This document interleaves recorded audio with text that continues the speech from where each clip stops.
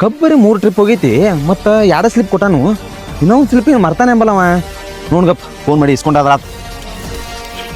ಏನು ದೋಸ್ತ ಒಬ್ಬ ಗುಣು ಅನ್ನತ್ತಿದ್ ಏನಿಲ್ಲಪ್ಪ, ರೈತರದ್ದು ಗೊತ್ತಾಯ್ತಾ ನಂಗೆ. ಏನು ಹಂಗೆ ಇರುವ ಎಲ್ಲ ಅವೆಲ್ಲ ಅದ ನಿಂದ ಏನಕ್ಕೆ ಇರೋತಕ್ಕಪ್ಪ.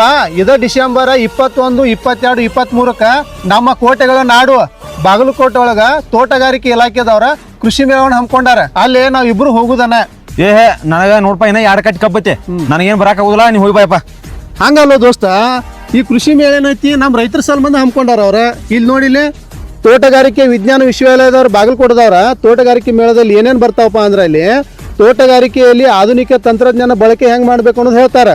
ಹವಾಮಾನದ ಸಮಯ ನಿರ್ವಹಣೆ ಇರ್ತೈತಿ. ಮುಂದೆ ತೋಟಗಾರಿಕೆ ಬೆಳೆಗಳಲ್ಲಿ ಡ್ರೋನ್ ಬಳಕೆ ಅನ್ನೋದು ಹೆಂಗೆ ಮಾಡ್ಬೇಕು ಅನ್ನೋದು ತೋರಿಸ್ತಾರೆ.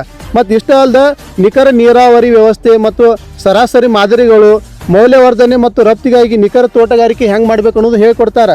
ಅಷ್ಟೇ ಅಲ್ಲದೆ ಉತ್ಪಾದಕ ಮತ್ತು ಖರೀದಿದಾರರ ಸಮನ್ವಯ ಒಂದು ಸಂವಾದ ನಡೀತೈತಿ. ತೋಟಗಾರಿಕೆ ಉತ್ಪನ್ನಗಳ ರಫ್ತು ಸಮಾವೇಶನೂ ಅಲ್ಲಿ ಆಕೈತಿ. ಇಷ್ಟ ಅಲ್ಲದೆ ಪಶು, ಕುರಿ, ಆಡು, ಶ್ವಾನ, ಮತ್ಸ್ಯಲೋಕ ಪ್ರದರ್ಶನವೂ ಅಲ್ಲಿ ಇರ್ತೈತಿ. ಅಷ್ಟೇ ಅಲ್ಲದೆ ಕೂಡ ಸ್ವಯಂ ವಿದ್ಯುತ್ ಚಾಲಿತ ಕೃಷಿ ಯಂತ್ರೋಪಕರಣಗಳು ಅಲ್ಲಿ ಇರ್ತಾವೆ.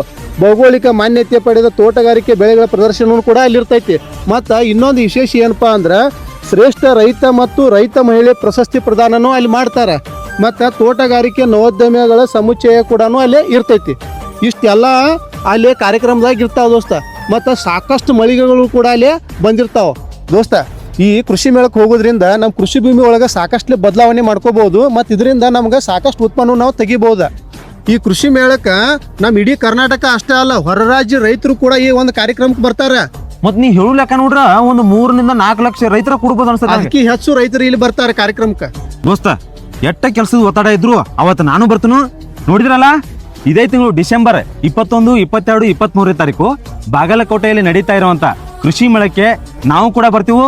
ರೈತರಷ್ಟೇ ಅಲ್ಲದೆ ನೀವೆಲ್ಲರೂ ಕೂಡ ಬನ್ನಿ, ಈ ಕಾರ್ಯಕ್ರಮನ ಯಶಸ್ವಿಗೊಳಿಸೋಣ. ಜೈ ಜವಾನ್, ಜೈ ಕಿಸಾನ್.